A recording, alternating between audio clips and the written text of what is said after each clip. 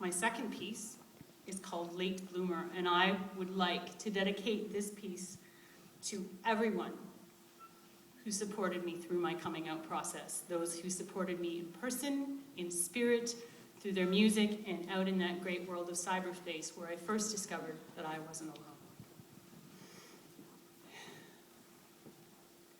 This is for the late bloomers, the midlife seekers, the latent risk takers, the newly awake, the truly brave, those who drink in self-love and say, I'm not afraid to be who I am.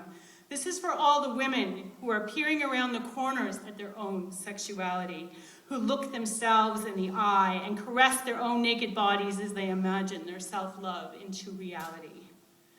Perhaps you are wondering and hopeful, breathing and alive, feeling the darkness and fear of loneliness as you take one step after another into the unknown.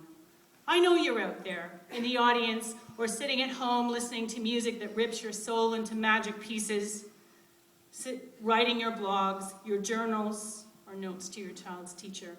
I know because I'm one of you. Once in a twisted tale, I believed in life's straight line, find someone, have some kids, which I never regretted and never will, plan for retirement in due time. I worked like I meant it, even though self-love eluded me and others confused me into thinking that I had it all. Sure I did. The house, the car, the complacency of debt, the dissatisfaction of knowing that someone else's rise to the top mattered more than my own, more than I did. And then I opened my eyes to my own blindness. I watched, really watched, as she, who shall remain nameless, walked, sure-footed, heavy-booted across the stage, guitar in hand, shoulder-length hair curled slightly at the neck, plaid shirt tucked, jeans belted with thick leather. There was something about her movements that caught my breath and made me wonder. I watched that video over and over again.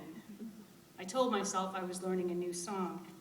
I couldn't stop watching. I couldn't stop singing or writing or playing or dreaming about how those articulate hands might strum me. Like a genie unleashed from a body, I exploded with all the colors of a June morning. I began to notice how my heart raced at the sight of a short-haired woman with a beautiful smile and a crisp collared dress shirt. One night, I dreamed my lover.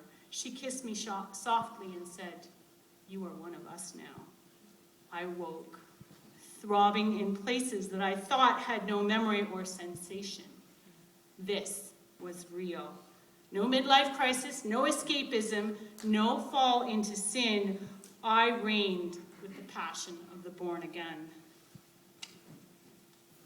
She came to me and looked me up and down. I was so not used to admiration that I looked away. But I confess here and now that I may have stretched just a little bit and learned quickly that my assets don't need to be hidden, that I am not naturally modest, that I had a body worth desiring. When she touched me for the first time, I almost ran away, but instead, I picked up my guitar like a shield and hid behind a song or two until she said, "Baby, put down that guitar and come over here." I slid home. I ate my own longing. I felt my body from head to toe alive for the first time. My soul used to curl around itself when I was touched. I would creak with sadness as I watched others melt into each other, and I thought, maybe in my next life I would have that passion, but now I can't find the rhythm or the grace. There are dissonances and discordant harmonies. I was always thinking there was something wrong with me when all along society's mold didn't fit. It jangled off my body like a suit of iron armor gone rusty in a sea of green discontent. I learned to light the flame, tend my own fire, release the expectations of others, and follow my desire straight into the heat, the heart, the hidden parts, down into the river of my passions, never quenched, flowing outwards in wave after wave after excruciatingly beautiful wave. I never imagined it could be this way. Beautiful one, you may doubt the value of your identity.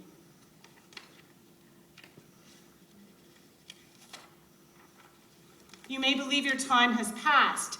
You may know only the emptiness of untried sheets. You may be angry at yourself for spending so many years without knowing your own soul, or how the chords of your body create the perfect melody when played by female fingers. Remember, you're not really new at this. You've loved and lost, lived full lives of career paths, marriages, funerals, school meetings, thesis defense, and declarations of intent. You may feel that your inexperience is a detraction, that it's too late to start again. What if I'm wrong, you may ask yourself as I did. Maybe my body is betraying me into illusion. Think, imagine. Feel her hands reach around your waist and slide, glide you open, resting where the heart, the heat begins and ends. You know what to do. Because it's real.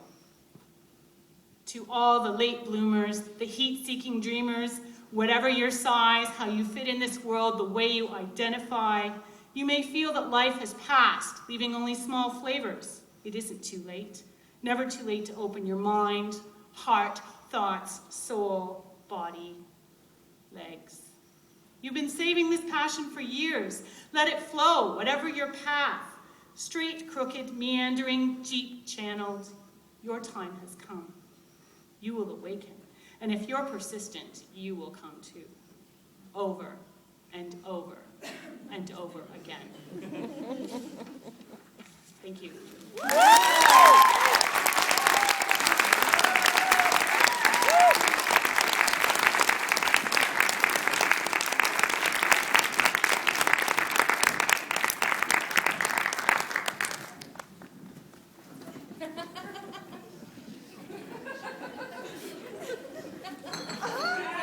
Is that good? Yeah?